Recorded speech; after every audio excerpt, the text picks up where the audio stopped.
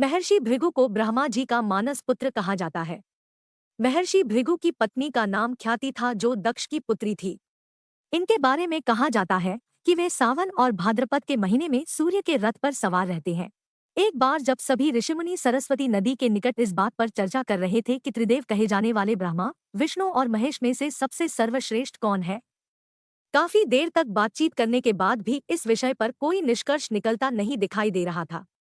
निष्कर्ष पर पहुंचने के लिए उन्होंने एक समाधान निकाला कि वे त्रिदेवों की परीक्षा लेंगे। ऋषिमुनियों ने इस परीक्षा के कार्य के लिए महर्षि भृगु को नियुक्त किया। इसके बाद महर्षि भृगु सबसे पहले ब्रह्मा जी पास जाते हैं। वे न तो उन्हें प्रणाम करते हैं और न ही उनकी स्तुति करते हैं। यह देख ब्रह्मा जी को महर्षि भृगु पर बहुत क्रोध आता है। उनका क्रोध इतना अधिक बढ़ जाता है कि मुख बिल्कुल लाल हो जाता है। आग जैसा ब्रह्मा जी का क्रोध अंगारों में बदल गया। कुछ क्षणों बाद उन्होंने अपना गुस्सा ठंडा करने का प्रयास किया, यह सोचकर कि आखिर भृगु है तो उनके पुत्र ही। इस प्रकार उनकी विवेक बुद्धि ने क्रोध को दबा लिया। ब्रह्मा जी से भेंट करने के बाद महर्षि भृगु भगवान शिव से मिलने कैलाश पहुंचे।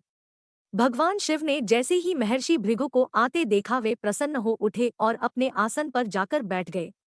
इसके बाद भगवान शिव ने उनका आलिंगन करने के लिए अपनी भुजाएं खोली, परंतु महर्षि उनका आलिंगन अस्वीकार कर देते हैं और कहते हैं कि महादेव, अपने हमेशा ही धर्म वेदों की मर्यादा का उल्लंघन किया है। आप इन दुष्ट राक्षसों व असुरों को जो वरदान देते हैं, उनके कारण सृष्टि को कई प्रकार के संकटों का सामना करना पड़ता है। आपकी इन गलतियों की वजह से मैं आपका आलिंगन कदापि स्वीकार नहीं करूंगा। महर्षि भृगु के मुख से यह सब बातें सुनकर वे गुस्से में लाल हो उठे। उनका क्रोध इतना अधिक बढ़ गया कि वे त्रिशूल उठाकर भृगु पर प्रहार करने लगे, परंतु बीच में देवी सती आ गई। फिर उन्होंने अनुनय करके किसी तरह महादेव का क्रोध शांत किया।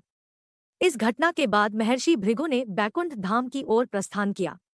उस समय भगवान विष्णु देवी लक्ष्मी की गोद में सिर रखकर विश्राम कर रहे थे। महर्षि भृगु ने जाते ही भगवान विष्णु के वक्ष स्थल पर लात मारी। भगवान विष्णु तुरंत उठ खड़े हुए और कहा कि हे भगवान, आपके पैर पर चोट तो नहीं लगी? मुझे आपके आने का ज्ञान नहीं था।